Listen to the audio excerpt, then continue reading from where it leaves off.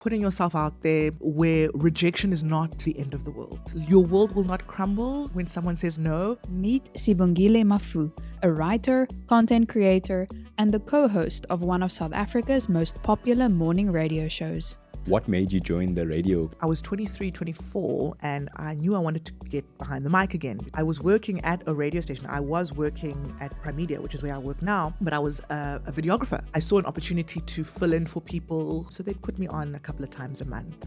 And then I got a consistent graveyard slot on Cape Talk. How do you guys think about remaining relevant and reaching a younger audience and actually expanding and growing for the next 10, 15, 20 years? I love the idea of being given new challenges in the media space. What ways can I unlock different potentials for storytelling and connecting with people? Because that's what radio is, and that's what this is, and that's what TikTok is, and all of these platforms that give us avenues of connection and building community. And how do we grab people when they're not in their cars and in traffic? When they're at home, are you switching on the radio when at home? Like what does it look like when people aren't going to school or work? And what we realized is that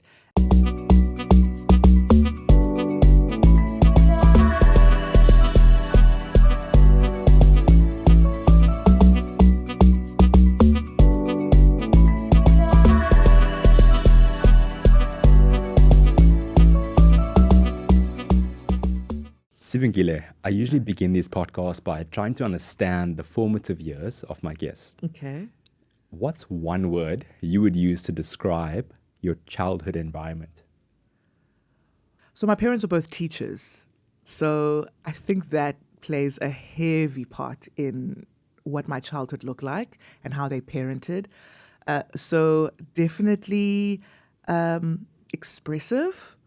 I was given space to express myself creatively, academically, because my parents, they retired now, but they really instilled in me the idea of being brave and trying new things.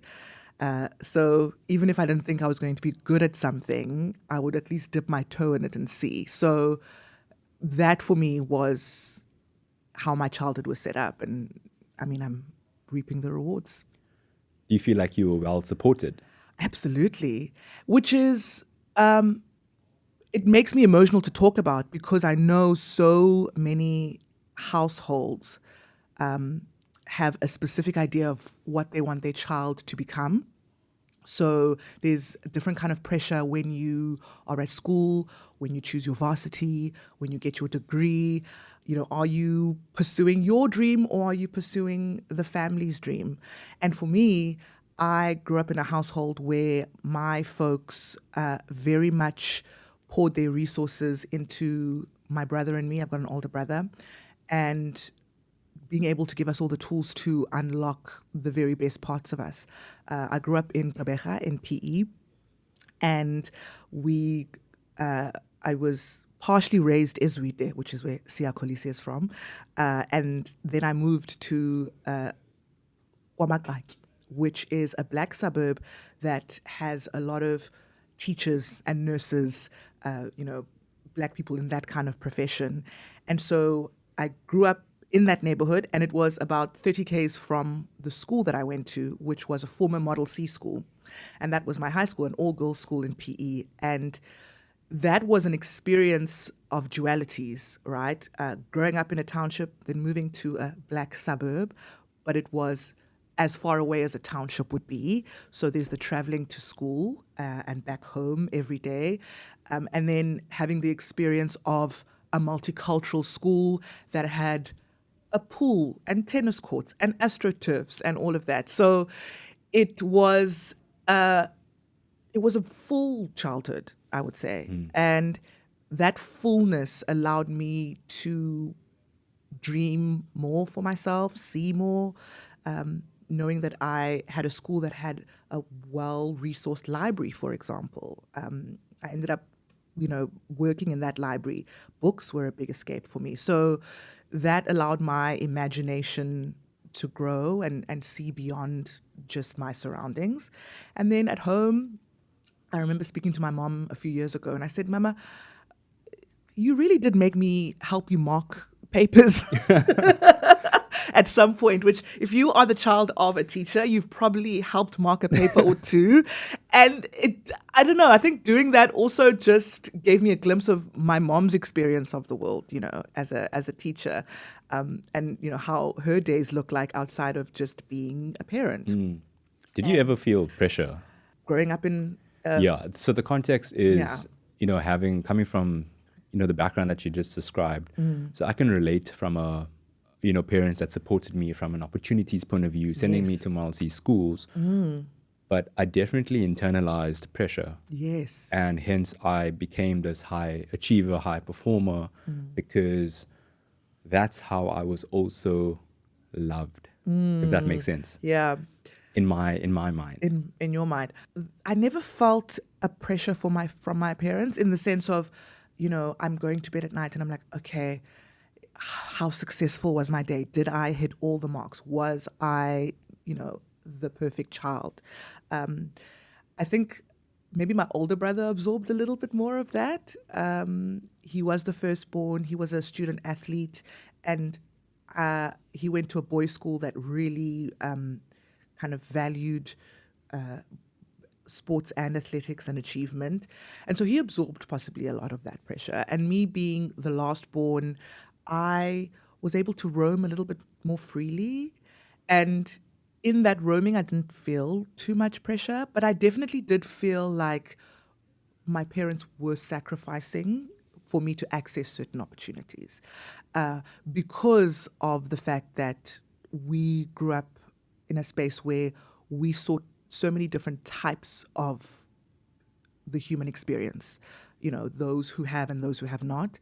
My mom worked in a high school in the township, in Nzondelelo, for 30 years. It was basically the only school she worked for the entirety of her career. Wow. My dad also worked at a primary school in Newbright, and that was also a space that he was at for many, many years. And I saw them kind of go above and beyond the call of duty, so to speak. They were more than teachers. They were transport. They were counselors. They, were second parents to many kids. And I think seeing that perhaps did give me a little bit of pressure in the sense of there are kids who don't have as much as I do. So I must show up as best as I can. But I also felt held by my parents. I felt supported. And they communicated the realness of the world to me. They said, they are people who don't have a childhood that looks like yours. And what does that mean, So I'm grateful for that, because as much as I'm cushioned by resources and a family that values education and excelling and doing all of that, I was never cushioned from the realities of how a lot of young people were experiencing the country. And I grew up in the 90s and early 2000s, which is actually quite a very fruitful, hopeful time in South Africa. Like, it was a cusp. It really was. It was. And millennials this is why we're so nostalgic about those days, almost obsessively nostalgic, because there was a period during the 90s and 2000s where really the world was your oyster, and living in a young democracy like South Africa felt super positive, and you were energized by that. Yeah. And fast forward a bit, going to Rhodes. Yes. What made you join the radio club? Oh, so I knew I wanted to study journalism around about my grade 11, grade 12 year. And then I also, told the parents, like, I'm not going to be a doctor or a lawyer. And they were like, no, baby, you apply for where you want to go. So that was a relief, because with a lot of black households, when you say journalism, it's, you're going to be poor. I think it's the people of color thing. Yeah, no, for sure. And it's like, you're going to be poor, you're going to struggle, okay? But we love that you are pursuing your passion. So decided to go to Rhodes and study journalism. And the radio thing happened because I took a chance and I applied for a job at Rhodes Music Radio, which is the campus radio at Rhodes. And they don't normally take first years. So I thought, let me just apply and just put myself in a situation where I'm like, interviewing for a job, because that's what happens. It really is like you're interviewing for a position. As much as you don't get paid to work at the campus radio station, they go through all of the formalities of a job interview. So I was like, let me just test myself out. I'm grown now. These are the things that I'm going to have to confront. And so I applied, and it was like a half kind of audition, half formal job interview. So, you put behind a mic and you're told to do a link, and you meet the managers at the radio station. They get to know you, your background. Not thinking anything of it. Then they called me a couple of days later and they were like, we'd love for you to join. I was like, you're joking? They're like, yes. And that then sparked something in me where I'm like, oh, if I try things, doors open. So what a concept, right? And so I got in, and then I was like, oh, I guess I'm going to have to do radio now. What does that look like? What does that mean? And there was like extensive training. Obviously, we were given mentors. And in that time, we were thrown in the deep end in many regards because of the fact that at a campus radio station, or at least, in Grahamstown at Rhodes, you have to wear multiple hats. You present your own show. You are your own producer. Sometimes I would host my own music show, and I would do the news and the traffic and the sport. You just wear so many hats. And it gave me a resilience and a confidence to try different things, which then also shaped how I wanted to leave Rhodes. Like I wanted to be this multi-talented person who could do multiple things out there if I was asked to. And it was during a time when social media was also on the rise. I graduated 2010, entered the working world 2011. Facebook was still cool. Twitter was coming up, and a lot of young journalists were using the platform to share the stories that they were covering. And I remember in my journalism class, I got into trouble because I was on my phone scrolling through Twitter.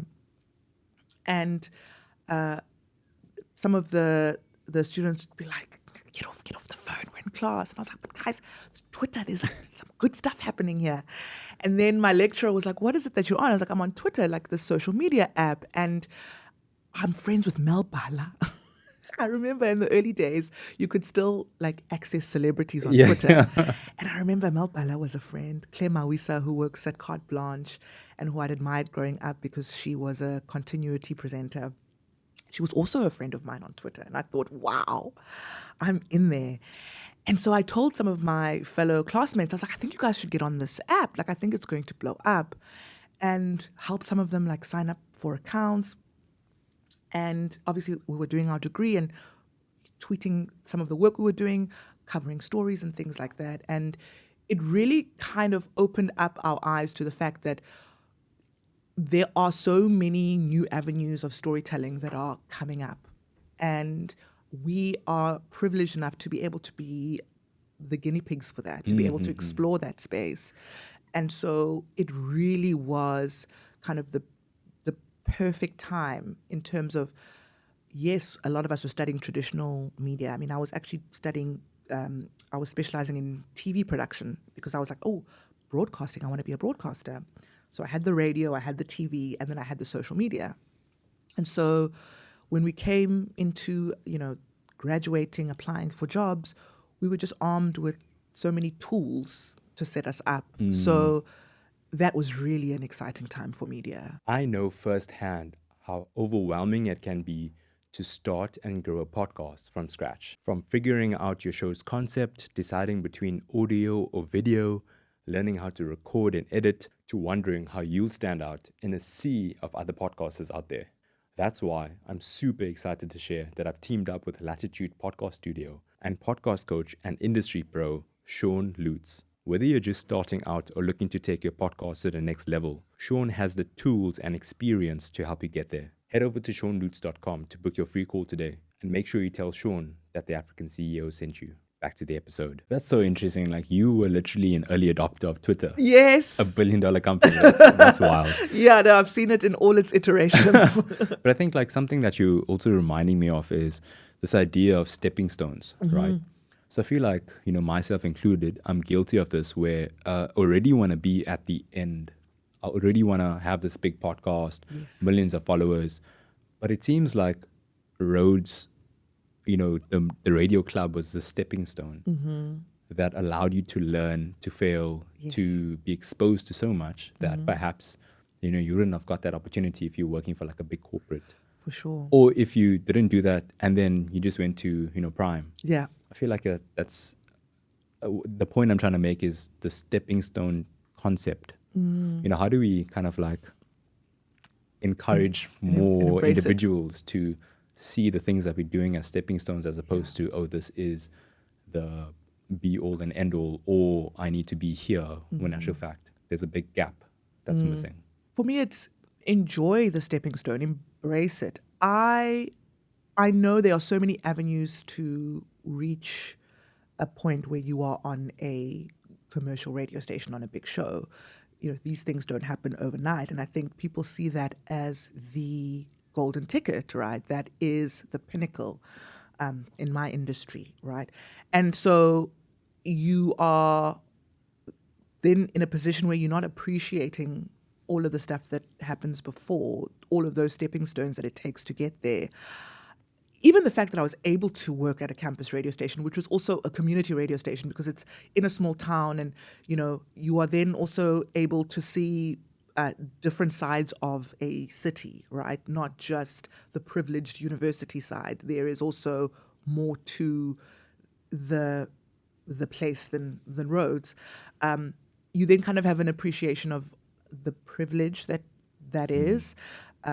So there was a time also when, community newspapers were, recruiting students, and you were able to write for the community paper, and being able to be in various places and people welcome you and you're able to tell their stories. Like, that's not a stepping stone. That's actually a full human experience. And so I loved it. I loved the struggle, as many people would call it, because it shaped empathy in me. It shaped the storyteller I wanted to become. It shaped the woman I am today. And I never wanted to see that as something that doesn't deserve like full acknowledgement, so to speak. So embrace the mess, I guess, is what I wanted to say. Embrace the uncertainty, because there obviously is a time where you're going to have to make a living for yourself and make a life for yourself, and difficult choices will have to be made. But for me, I really enjoyed being young and curious, especially as a young journalist, feeling safe to explore my journalism. And so that then allows you to fully lean into being creative and making connections. 100%. I think, what's behind it is perhaps a comparison thing, because I'm comparing myself to, the greats of the world, the ones that already have the platform. When in actual fact, if you go behind, if you reverse in their journey and look at where they started, it's probably similar to what you're describing. Yeah. Doing the messy and people work. a lot of people obviously did not see that part of the journey, right? 100%. A lot of people who are discovering me now because of maybe social media, or maybe because my radio show is at a certain point of popularity, will probably think, oh, overnight, or how did she get here? And it's been, a 15-year career, 15 years of building. And there's a point where you feel, personally, you feel like, oh, I blinked and I'm here. But actually, no. There's been many sleepless nights, many hard yards, many points of sacrifice.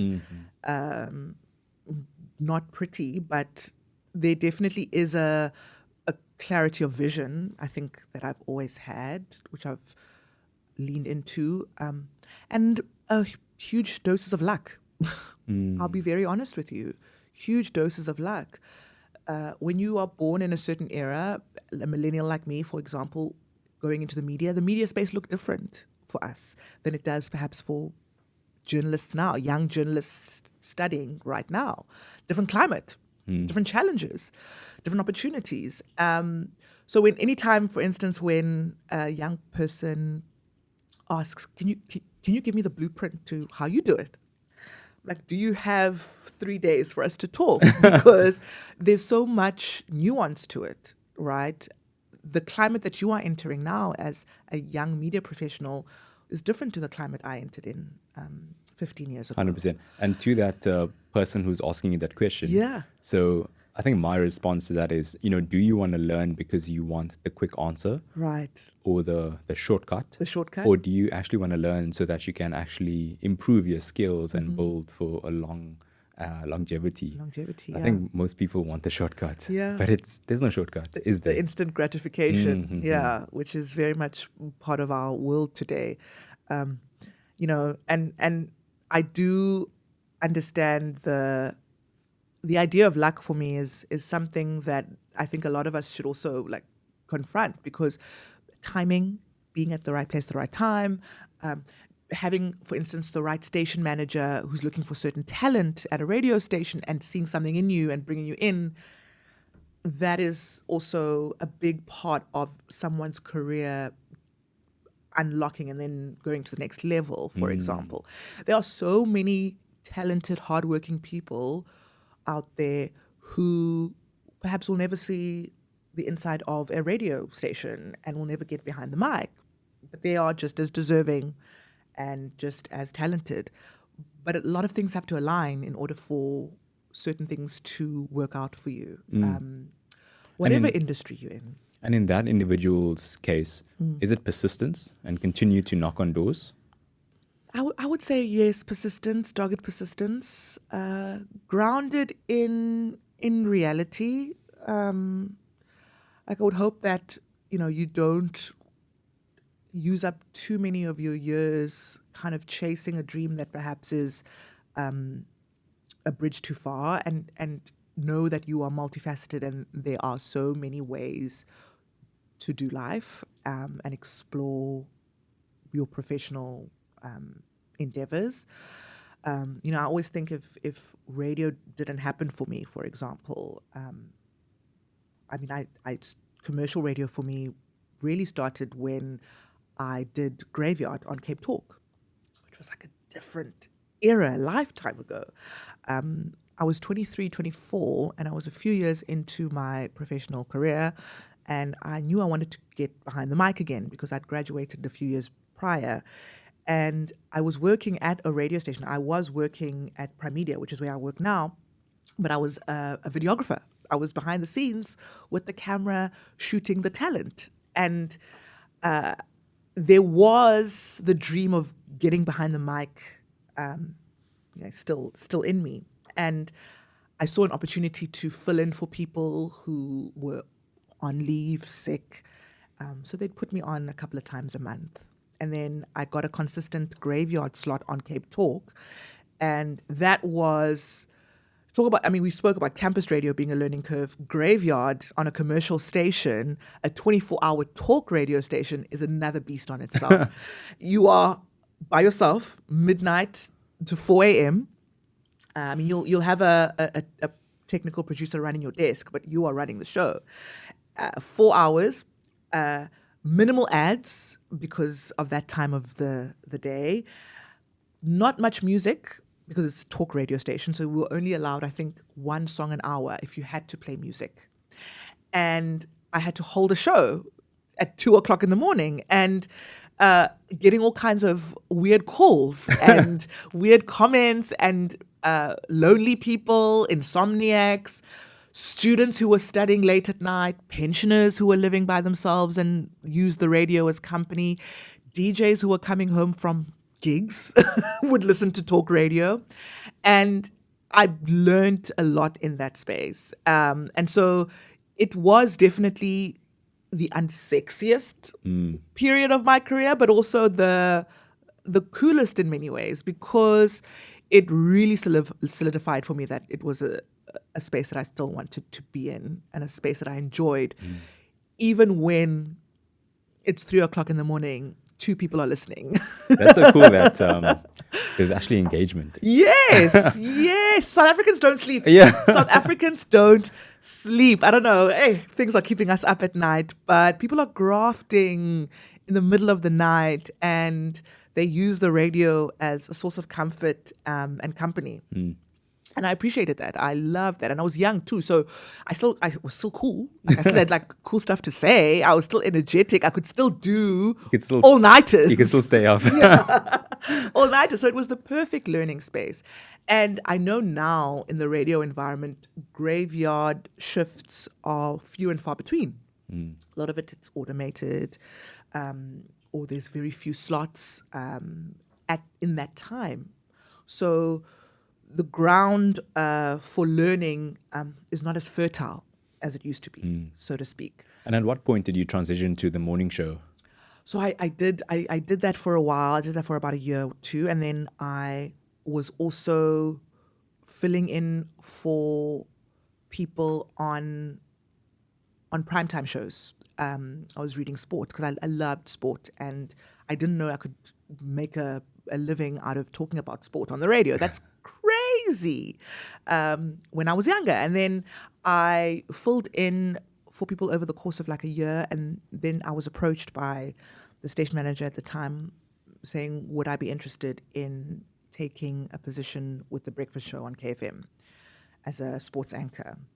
But it was more than a sports role. It was definitely like a kind of co-host, co-presenter role. It was a show based around teamwork, kind of everyone has their space on the show. And that was so great. I was 25 and I said, wow, are you sure? Are you sure? And they were like, yeah, you're perfect. We love your energy with the team, because I'd worked with them over many months filling in, and they were like, we love the chemistry, please stay on.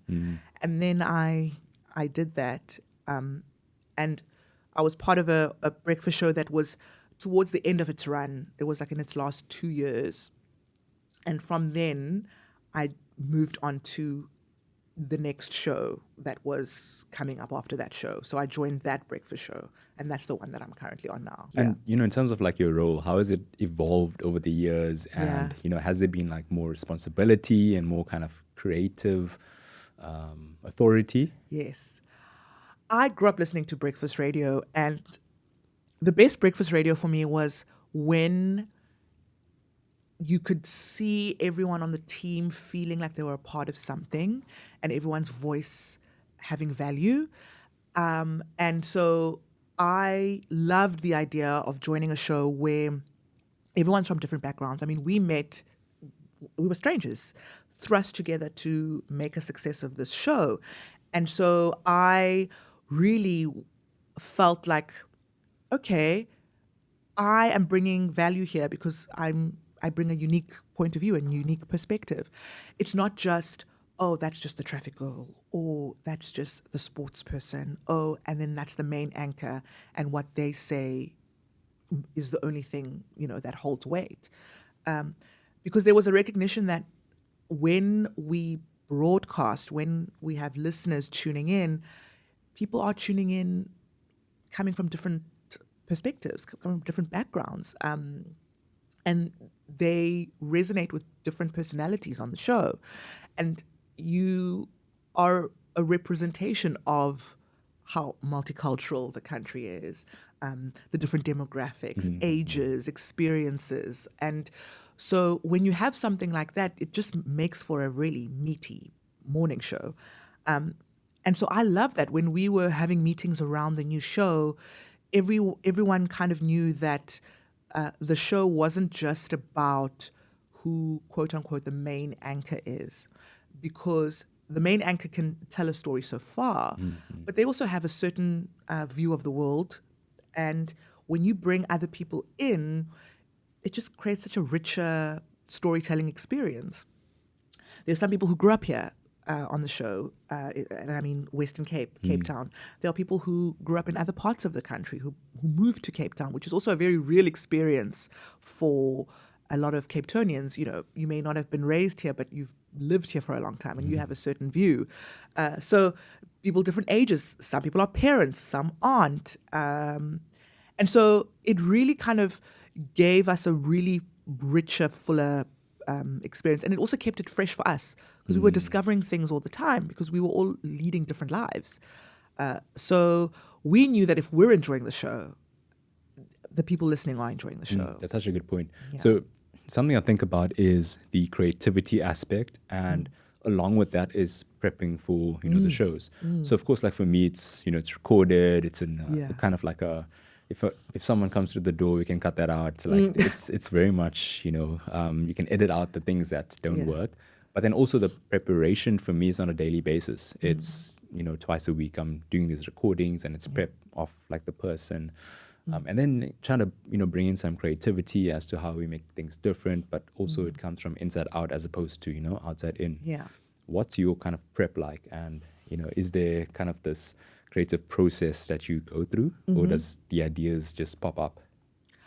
I've always thought of myself as a broadcaster who values preparedness and spontaneity. I really thrived when my mind kind of works a million miles a minute when we're live. And also working in a music radio station, it's a different kind of pressure. It's a different kind of preparing in the sense of energy up always. Kind of you need to reflect how people interact in the world, right? Me, when I meet somebody or meet my friends, nothing is scripted, but there is a kind of framework of what we are going to be talking about, you know, an agenda of sorts.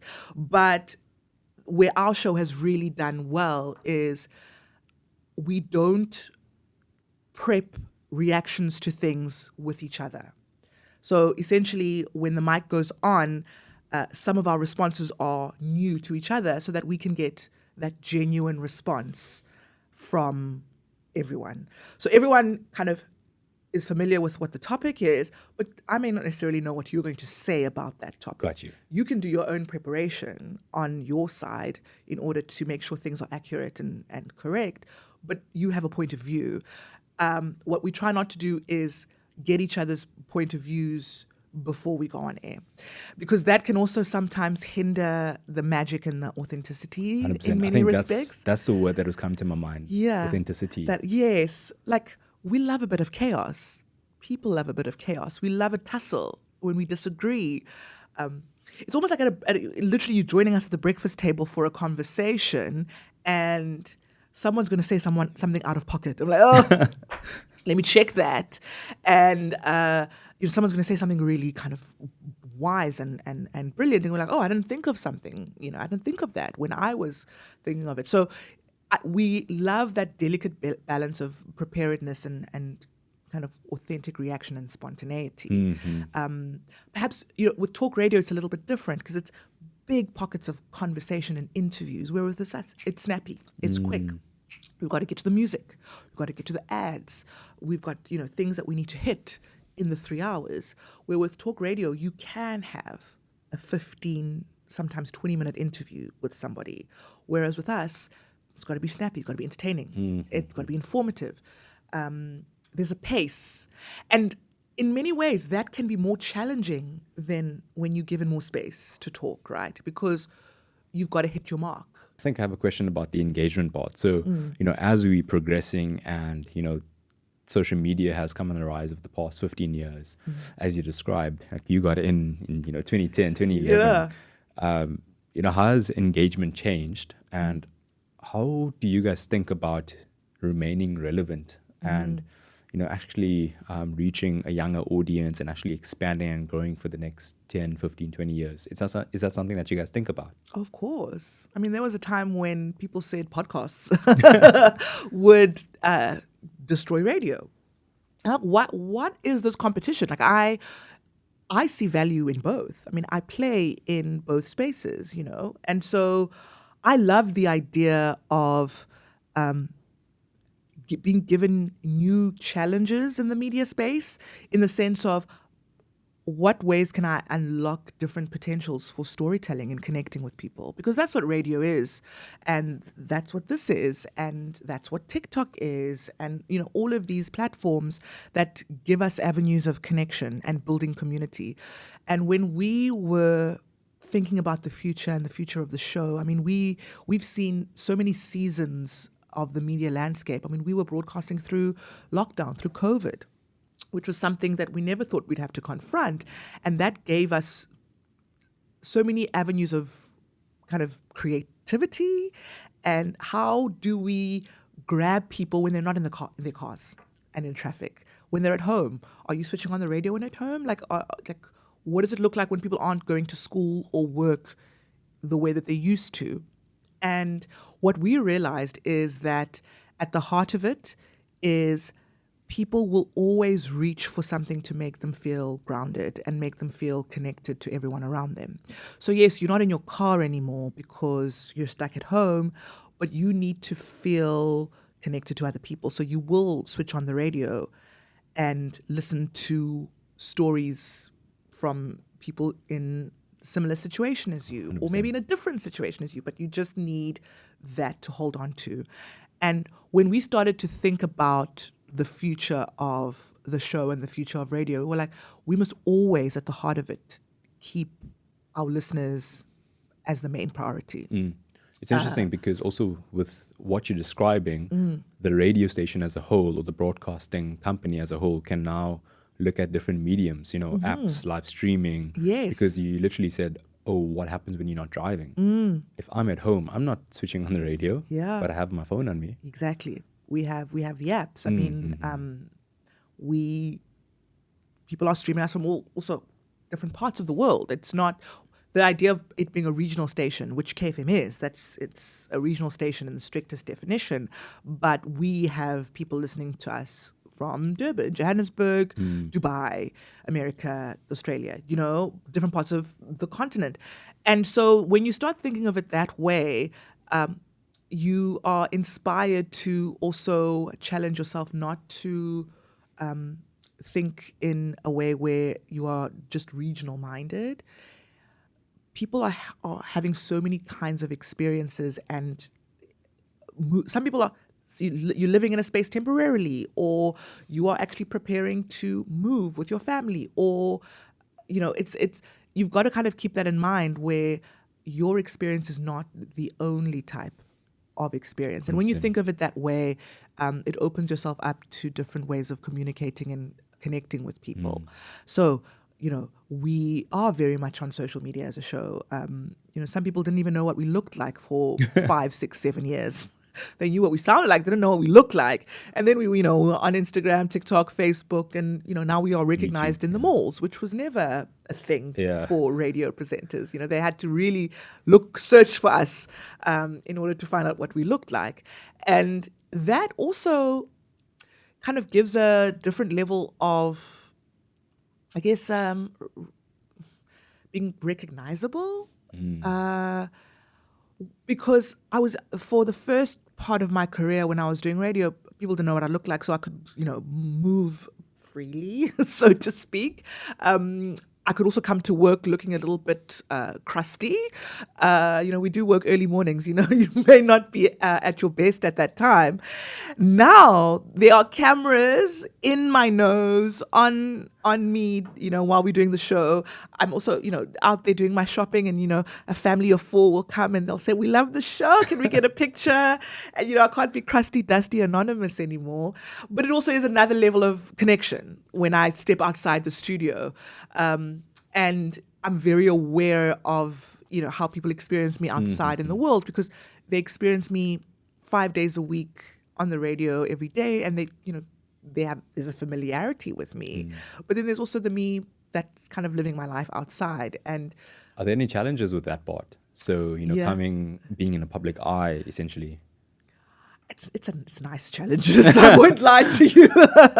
It's people are generally very kind. Hold my baby, you know. My husband wants a photo. I'm like, okay, and can I buy you a drink? Like it's really warm and generous people. And whether it's people who find me on radio, whether it's people who know me through my social media, my TikTok, my Instagram, it's just warmth. And so in that way, I'm very affirmed. I'm able to show up every day and give it my all because there are people out there who, you know, feel that connection. And I really am grateful for that because it is an absolute privilege to be able to wake a city up in the morning, kind of set the tone for the day, and then to also keep that connection going in many other ways as the day goes. 100%. And you know what you're also describing or kind of tying into is the personal branding aspect of it. Because I mean, you've been building your personal brand since, you know, early mid 2000s, 2010, 2011. You know, like we mentioned earlier, if someone just comes on your profile and they're like probably like, overnight success. But how did you first start? And you know, what was the thing for you to say, I need to take this seriously now because this could, you know, perhaps be an income stream? At the beginning, it was very much kind of, you know, using social media as a way to talk to people, to meet people, make friends. I've made some of my best friends on social media. Reach out to people in the industry who I admired, and you know, they would respond. And that was, you know, the initial. And then also just like, I love to write. I mean, I'm a writer in many ways, in the sense of, I mean, I've written for publications, but the actual best writing of mine were my tweets. And so I loved using that as a avenue of creativity. And then people would kind of find me through sharing all of those things. And then it didn't really become a thing until maybe a few years after that, where I was like, oh, like, why are brands like emailing me about work? I'm just here tweeting. I'm just here talking to my friends. I'm not doing anything to build a brand.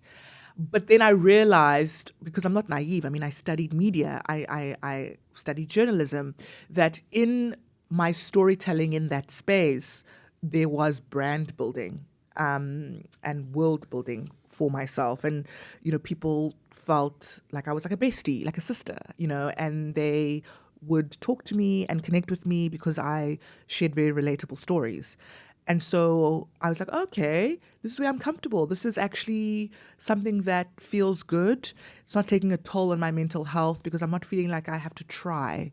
I'm reaching for a certain lifestyle or a certain way of being perceived. I'm showing up as myself, and it's enough. Like, okay, it's resonating. Oh, brands like it. They think it's cool. Like, they'd want to give me money to be myself. I'm like, that's awesome.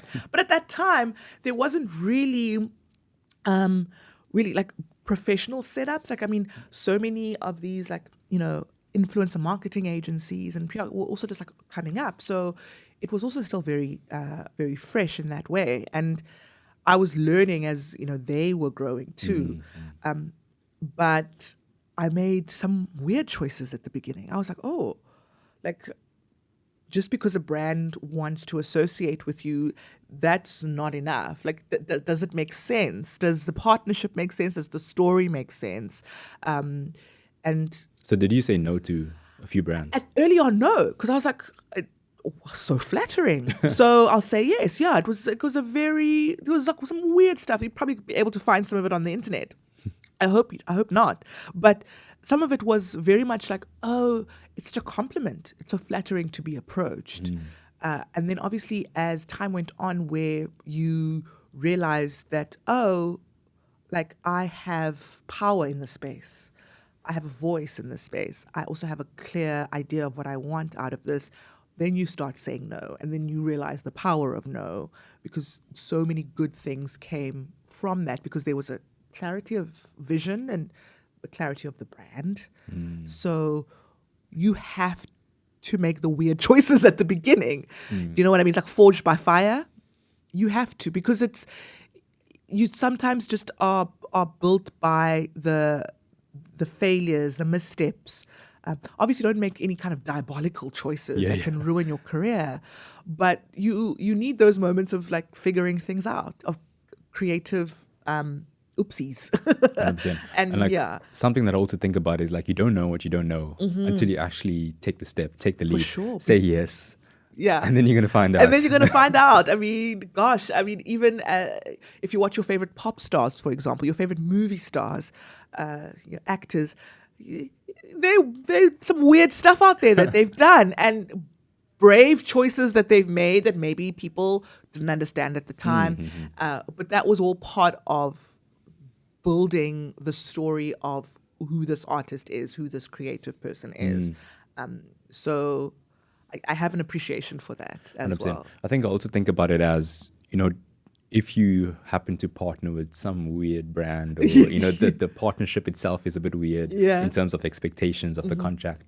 I think that it also depends on the person and the personality, because for them it may make sense, but to others, it doesn't hit well. Yeah. So it's also coming from a place of, once more inside out, as opposed to listening to the outside and doing what you truly want to do and what you feel is right. Some people, may not understand your choices at the time, but you need to sit with that choice and be okay with that decision, because it's you that has to live it and ride it out. So they definitely, I think also with maturity and growth and being in the industry for so long, there is obviously the confidence that comes with that, the clarity, which,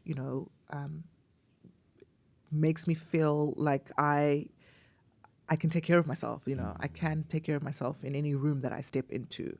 And that is very comforting.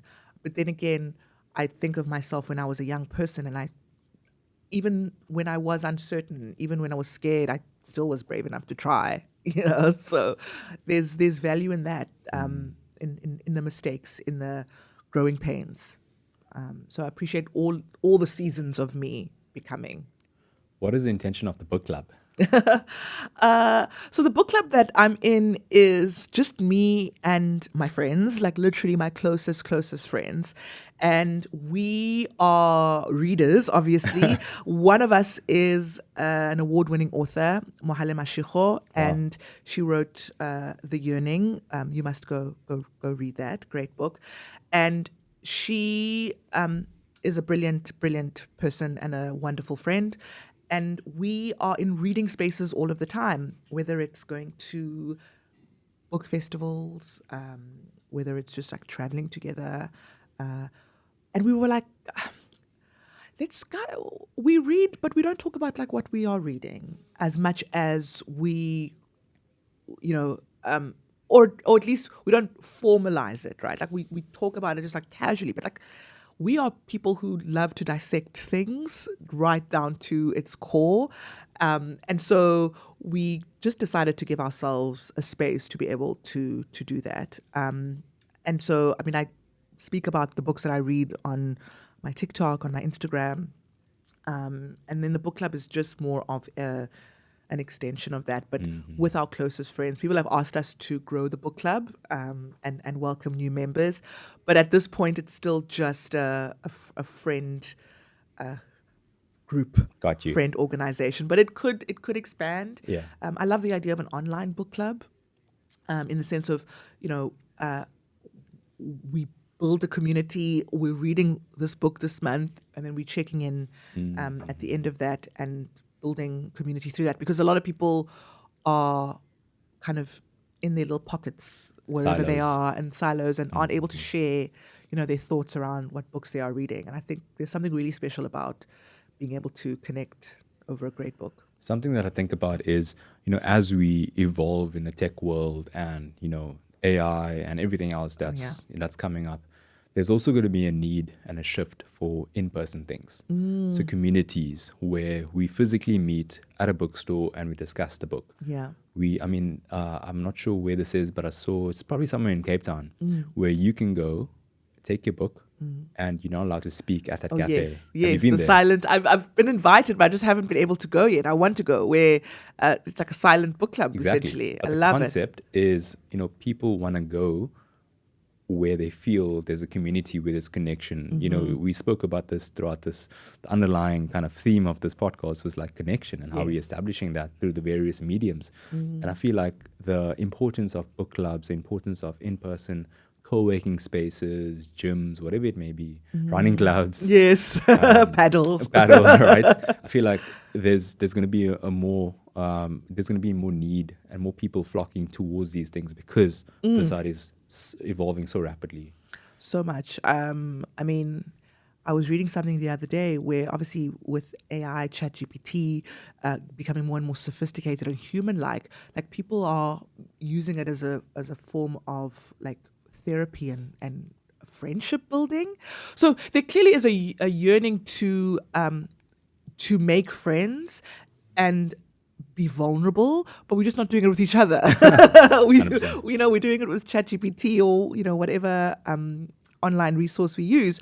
So people want to be outside. They want to socialize and connect, but we are perhaps too anxious, too scared to try and build those new connections. But something that I found is putting yourself out there where rejection is not the end of the world.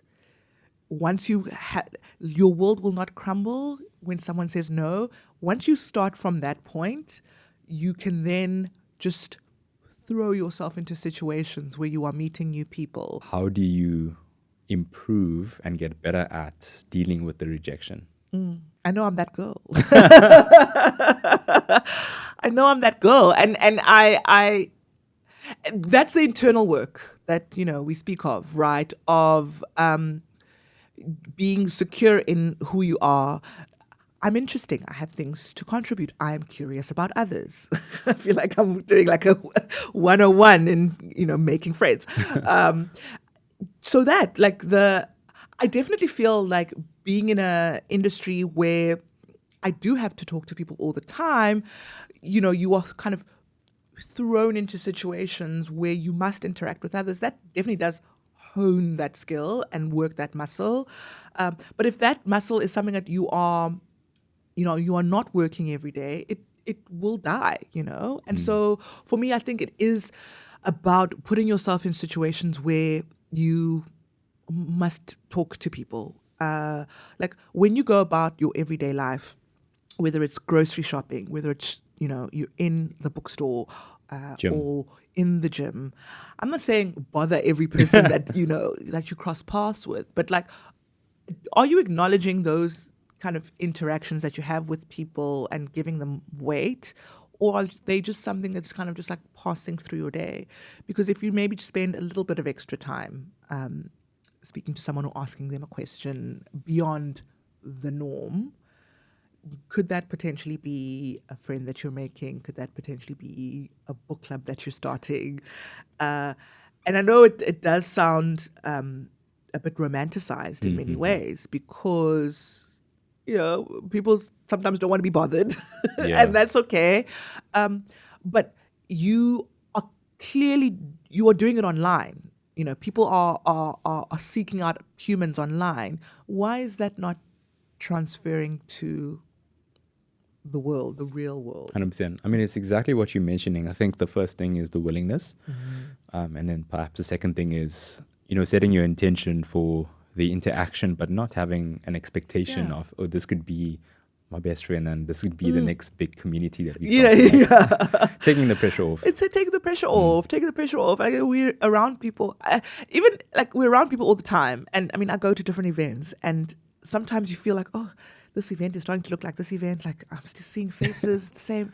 But the best events I've went to is when I've been like energized and intentional and I've made connections and friends. And I'm like, oh, what would have happened if I just kept on showing up like the same way and just wanting to get in and get out? I would have missed out on meeting like amazing people and making amazing friends. 100%. Sibongile, this has been amazing. The last part of the podcast is called the Fast Fire. Yeah. So I'm going to ask you these quick questions. And if you could answer in a word or a short sentence, Oh boy. that would be amazing. Oh, that's tough for me. But let's see. I mean, you do this every day. So what's a contrarian truth that you believe to be true? I don't think anyone should live beyond 75. Is that dark? Yeah, I definitely disagree with that. I just Why? like I mean like just like almost like life is like a really delicious snack, and I love the idea of enjoying that snack until you're in your 70s, and then you go off into the good night, and we make space for people to be born.